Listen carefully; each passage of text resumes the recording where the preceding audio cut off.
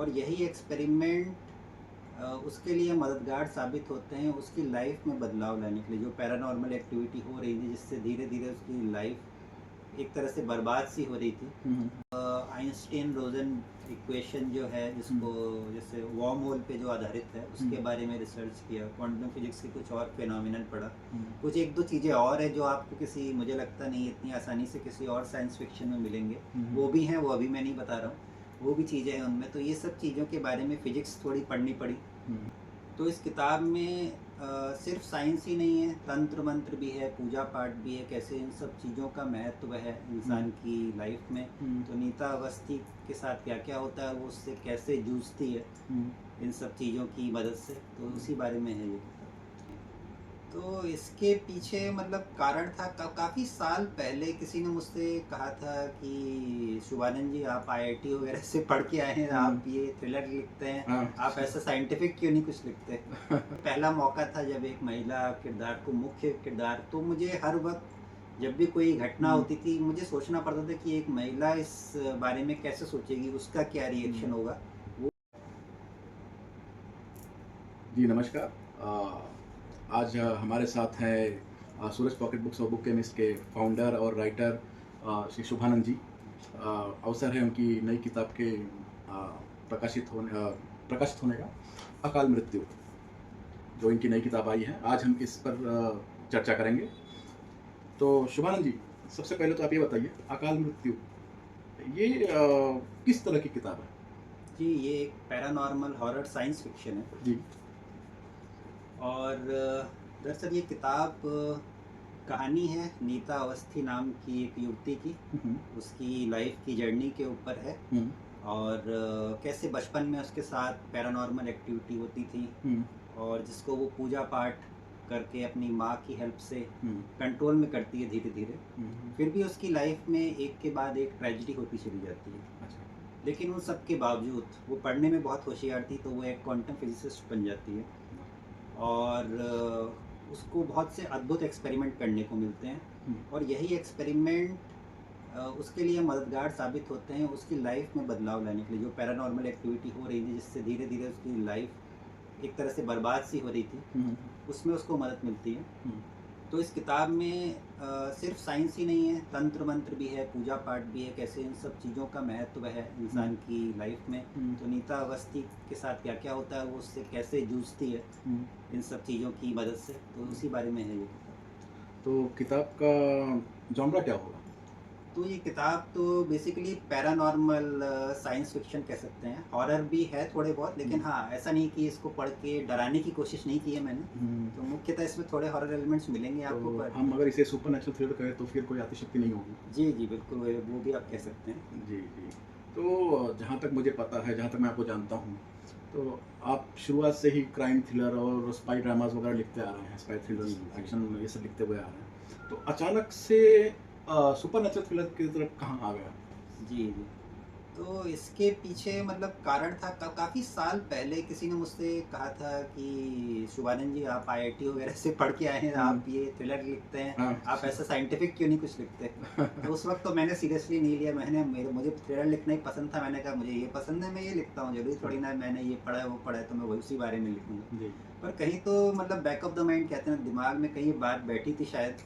अचानक से ऐसा होता है कि कॉन्सेप्ट एक दिमाग में आ गया कि इस बार कुछ हॉरर लिखें, बट हॉरर से वो सोचा कि साइंटिफिक टाइप का कुछ लिखें और ऐसे करते करते ये कहानी बन गई। अच्छा अच्छा अच्छा। तो किताब अच्छी खासी मोटी दिख रही है मुझे, मोटाई जी। काफ़ी अच्छी खासी दिख रही है। तो कहानी का विस्तार करने में किसी पर कोई दिक्कत तो नहीं हुई? कि मतलब अक्सर होता है कि 300 साढ़े 300 पेजेस जो कहानी होती है उसे इंटरेस्टिंग बनाए रखने के लिए काफ़ी कुछ जो मैंने देखा कि लेखक होते हैं काफ़ी चीज़ें उसमें फिलर के तौर पर डालते हैं, लेकिन क्या होता है कि वो सब ड्रामाज में चल जाता है। जी। लेकिन सुपर नेचुरल थ्रिलर जैसा कि आपने बताया अभी, कि कहानी की जो विषय वस्तु के बारे में आपने चर्चा की, तो उसके अनुसार इसमें ज़्यादा ड्रामा का स्कोप मुझे दिख नहीं रहा। चीज़ें मतलब घटना प्रधान ज़्यादा लग रही कहानी। तो उन्हें बनाने में किसी तरह की कोई दिक्कत वगैरह, कुछ परेशानियों का सामना करना पड़ा हो, ऐसा कभी कुछ? हाँ जी, कहानी को विस्तार देने के लिए तो ऐसी कोई चुनौती नहीं लगती कि हुँ, जो मेरे पुराने पाठक हैं वो जानते हैं कि मैं कहानी को उसको अपनी नेचुरल विस्तार ही रखता हूँ। हुँ। जो कहानी डिमांड करती है, ज़बरदस्ती पन्ने बढ़ाना हाँ, वैसा मैं विश्वास नहीं रखता। अनावश्यक घटनाओं का समावेश नहीं है। जी, जी, तो कहानी ये बनती चली गई और इसमें कहीं भी आपको ऐसा नहीं लगेगा कि हुँ, कहानी हुँ। ठहर रही है, हुँ, हुँ। क्योंकि जितना भी जो कुछ लिखा है, जो सीन है, जो प्रकरण है, सब कुछ ज़रूरी है हुँ, इस हुँ। कथा के लिए। और चुनौती की बात अगर करूँ तो हाँ, ये चुनौती ज़रूर थी कि मैं पहली बार एक महिला मुख्य किरदार को लेके लिख रहा था। हुँ, महिला हुँ। किरदारों को लेके ज़रूर लिखा है, लेकिन आप जानते हैं कि थ्रिलर वग़ैरह में पुरुष प्रधान हाँ, ज़्यादा रहती हैं कहानियाँ। हाँ। तो ये पहला मौका था जब एक महिला किरदार को मुख्य किरदार, तो मुझे हर वक़्त जब भी कोई घटना हुँ, होती थी, मुझे सोचना पड़ता था कि एक महिला इस बारे में कैसे सोचेगी, उसका क्या हुँ। रिएक्शन होगा। वो एक थोड़ा चैलेंजिंग ज़रूर था। क्या ये कविता आप किसी से प्रेरित है? ऐसा तो नहीं लगता है किसी कि घटना से? किसी घटना भी नहीं है, क्योंकि हुँ। काफ़ी कुछ सुपरनैचुरल और ये चीज़ें हैं जो चीज़ नहीं, हम कभी-कभार ऐसी होती सुनते है ना कि हैं, हमने पढ़ते कुछ हैं। घटनाओं के बारे में हम सुनते हैं, समझते हैं कहीं से, जी, तो वो घटना या फिर वन लाइनर कहीं से हमारे कहानी के लिए प्रेरणा का मतलब प्रेरणा बन जाती है। जी। तो ऐसा कुछ क्योंकि क्या होता है ना कि आपने अचानक से जॉनरा चेंज किया।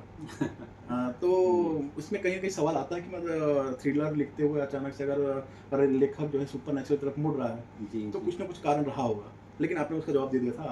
आपके आईआईटी के जो दोस्त थे, जो आपको कहते थे जवाब दे दिया था। जी, अच्छा, जी। तो बुक के टाइटल के बारे में बात करते हैं। अकाल हाँ मृत्यु काफ़ी दिलचस्प नाम है। ये नाम रखने के पीछे कोई वजह, खास वजह? जी, इस बार बुक का टाइटल चयन करने में काफ़ी दिक्कतें आई थी। समझ नहीं आ रहा था क्या क्या टाइटल रखा जाए, हुँ, क्योंकि पहले सोच रहे थे कि साइंस फ़िक्शन, हुँ, हॉरर, पैरानॉर्मल सारे एलिमेंट्स आ जाएँ हुँ, टाइटल में, बट वो कुछ भी बैठ नहीं रहा था ऐसा टाइटल। हुँ, हुँ, फिर दूसरे तरीके से सोचा कि कहानी में क्या चीज़ हो रही है, क्या घटना हो रही, तो लगा कि ये अकाल मृत्यु एक महत्वपूर्ण घटना है जो इसमें हुँ, कहानी में कुछ बार होती है, जो किरदारों को काफ़ी इम्पैक्ट करती है। हुँ, तो ट्रिगर इस मोमेंट तरह है। से हाँ, तो उस तरह से ये टाइटल बन गया। हुँ, हुँ, हुँ, हुँ। किस किरदार को लिखते उस समय आपको ज़्यादा आनंद आया? जी, ज़्यादा आनंद तो मुख्य किरदार नीता अवस्थी को लिखते हुए काफ़ी अच्छा लगा, हुँ, कैसे उसकी लाइफ में अलग-अलग चीज़ें हुई, इतना हुँ, पैरानॉर्मल चीज़ें, फिर उसको साइंटिफिक रिसर्च भी किया, हुँ, हुँ, उसकी लव लाइफ वगैरह भी है, काफ़ी कुछ है, उसकी पूरी लाइफ की जर्नी बचपन से लेके आगे तक है। हुँ। और क्या-क्या वो मैं ज़्यादा नहीं बोल रहा हूँ, बहुत कुछ होता है उसके साथ आगे, नहीं, वो ज़्यादा कुछ कहानी जानने पढ़ के लिए के ही किताब पता किताब चलेगा। पढ़ना बेहतर जी, रहेगा। जी। हुँ। तो कहानी का कालखंड क्या है? किस काल में है कहानी? जी, कहानी जैसे शुरुआत होती है तो थोड़ा-सा पास्ट लाइफ दिखाया है, बचपन क्योंकि है, हुँ, और फिर वो कंटेम्परेरी ज़ोन में ही चलती है। हुँ, बट साथ में वो पूर्व जन्म की कहानी भी है, हुँ, तो हुँ। उसमें ये हम करीब 7वीं 8वीं शताब्दी में चले जाते हैं। भारत का इतिहास है, इसलिए रिसर्च में थोड़ा भारत का इतिहास भी पढ़ना पड़ा था। हाँ। जी। अच्छा, तो मेरा अगला सवाल इसी पे था कि कहानी लिखते समय क्या-क्या को किस प्रकार की रिसर्च आपने की थी? जी, जी। तो जैसा कि एक तो भारत का इतिहास, क्योंकि जब पूर्व जन्म लिखा तो हुँ, बिल्कुल ही कोरी कल्पना लिखने की जगह हाँ। थोड़ा-बहुत इतिहास का सहारा लेके लिखा गया। इसके अलावा क्योंकि ये साइंस फिक्शन है तो आइंस्टीन रोजन इक्वेशन जो है, हुँ, जिसको जैसे वार्म होल पे जो आधारित है, हुँ, उसके बारे में रिसर्च किया, क्वांटम फिजिक्स के कुछ और फिनोमिनन पढ़ा। हुँ, कुछ एक दो चीज़ें और है जो आपको किसी, मुझे लगता नहीं इतनी आसानी से किसी और साइंस फिक्शन में मिलेंगे। हुँ, हुँ, वो भी हैं, वो अभी मैं नहीं बता रहा हूँ। वो भी चीज़ें हैं उनमें, तो ये सब चीज़ों के बारे में फिजिक्स थोड़ी पढ़नी पड़ी।